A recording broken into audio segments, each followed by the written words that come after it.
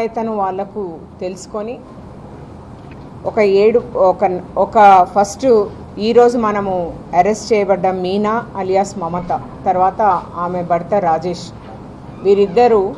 ఇద్దరిని పని వాళ్ళని తీసుకొని వచ్చి వాళ్ళ ఇంట్లో పెట్టడం జరుగుతుంది. ఎవరినైతే తీసుకొని వచ్చిండ్రో సబీనా, తర్వాత బిస్వాల్, వీళ్ళని మనం ఆల్రెడీ అరెస్ట్ చేసి ఉన్నారు. కాకపోతే ఈ మీనా అన్న ఆమె, తర్వాత ఆమె భర్త, ఎస్పెషల్లీ మీనా అన్న ఆమె తీసుకొని మిగిలిన వాళ్ళని పనిలో పెట్టించిన క్రమంలోనే దాదాపుగా 6 మందిని ఆ ఇంట్లోకి చేరుస్తుంది. ఈమె పని చేసే వాళ్ళు ఇద్దరు, వాళ్ళకి సపోర్టింగ్ బయట ఈమెకు పని నేర్పించడానికంటూ ఇద్దరు, తర్వాత ఈమె ఇంకొకరిని తీసుకొని ఆమె భర్త పేరుతో 7 మందిని టోటల్గా ఆ ఇంట్లో సర్వెంట్ క్వార్టర్స్లో చేరుస్తుంది. చేరిన తర్వాత 25 వీళ్ళు ఆ రోజు ఏం చేస్తారంటే 12/5 రోజు ఈ ఇంట్లో పని నేర్పించిన ఆమె ఎవరైతే సబీనా అన్న ఆమె ఉందో ఆమెకు సరిగ్గా పని రాదు అన్న నెపంతో మీనా వేరే వాళ్ళని కూడా తెచ్చి పని నేర్పించడానికంటూ ఆమె కూడా అక్కడికి వచ్చి చేరుతుంది. చేరిన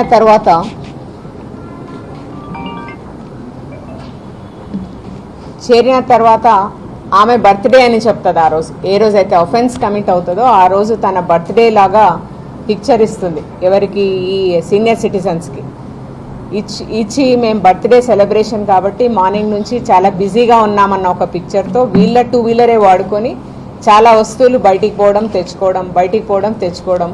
ఆవిడేమనుకుంటారంటే వీళ్ళు బర్త్డే సెలబ్రేషన్స్ చేసుకుంటున్నారన్న ఒక భావనలో ఉండి రాత్రి వరకు వెయిట్ చేసిన తర్వాత రాత్రి దాదాపుగా వాళ్ళు డిన్నర్ చేసే సమయానికి ఈ మీనా తర్వాత సబీనాని తీసుకొని ఇంట్లోకి వచ్చి వీళ్ళు భోజనం చేస్తున్న సమయంలో ఆమె భర్తగా ఉన్నతను, ఈమె భర్తగా ఉన్నతను ఇద్దరు కలిసి వాళ్ళిద్దరి మూతికి ప్లాస్టర్స్ వేసే ముందు ఆ సీనియర్ కపుల్లో మురళీమోహన్ గారికి మాత్రం ఒక లిక్విడ్, తను అన్కాన్షియస్ కావడానికి ఒక లిక్విడ్ పోస్తారు, మీద కూర్చొని పోస్తే ఆమె ప్రాధాయపడుతుంది, మమ్మల్ని ఏం చేయొద్దండి అన్న తర్వాత వీళ్ళిద్దరిని ప్రాపర్గా ప్లాస్టర్ వేసి కాళ్ళు కట్టి చేతులు కట్టి మౌత్కి ప్లాస్టర్ వేసి వాళ్ళ బెడ్రూమ్లో వాళ్ళని బంధించి ఆ తర్వాత వీళ్ళు అఫెన్సెస్ కమిట్ చేస్తారు.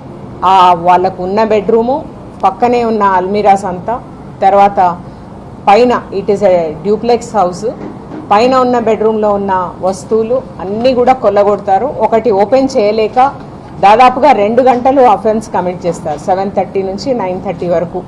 అది కొంచెం ఐసోలేటెడ్ కాలనీ, ఇంకా ఇప్పుడిప్పుడే అవుతున్న ఇండ్లు ఉన్నాయి. వీళ్ళు 3 ఏళ్ల నుంచి అక్కడ ఉంటున్నారు. అండ్ కొంచెం పాష్ హౌస్, వీళ్ళు కూడా వెల్ సెటిల్డ్ ఫ్యామిలీ, పిల్లలు వేరే దేశంలో ఉంటారు.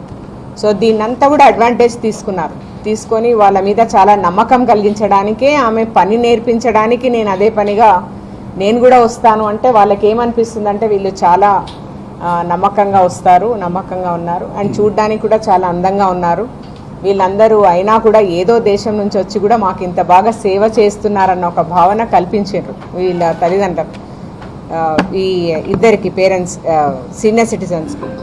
ఆ రోజు నైట్ అలా కట్టి పడేసిన తర్వాత దాదాపుగా A1 Meena, A2 Rajesh, A3 Daniel Charo alias Chang, తర్వాత కిరణ్, ఈ 4 మెయిన్ అఫెండర్స్. ఈరోజు మనము వీళ్ళ 4ని అప్రెండ్ చేయడం జరిగింది.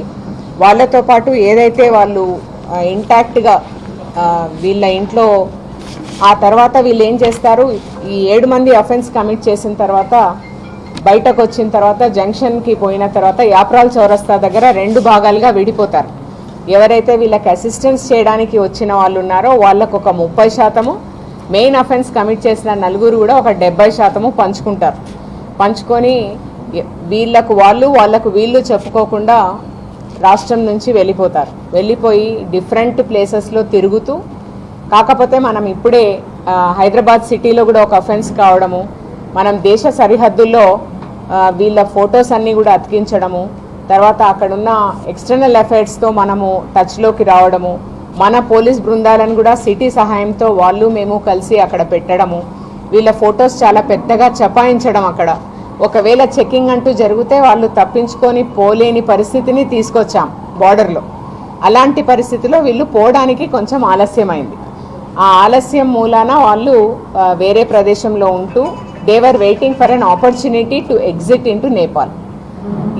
అట్లాంటి పరిస్థితిలో మనము వాళ్ళని ఇంటాక్ట్గా వాళ్ళకు పోయిన ఆభరణాల అన్నిటినీ ఏ ప్యాక్లో అయితే వాళ్ళు ప్యాక్ చేసుకొని వెళ్ళినరో ఆ బ్యాగ్తో సహా అలాగే మనము ఇంటాక్ట్ రికవరీ చేయడం జరిగింది. ఈ రికవరీలో అక్యూజ్డ్ A1, A2, A6 వీళ్ళు అంటే మీనా అలియాస్ మమత, తర్వాత A2 రాజేష్ ఆమె భర్త, తర్వాత A6 కిరణ్, వీళ్ళు ముగ్గురు నేపాల్ దేశస్థులు.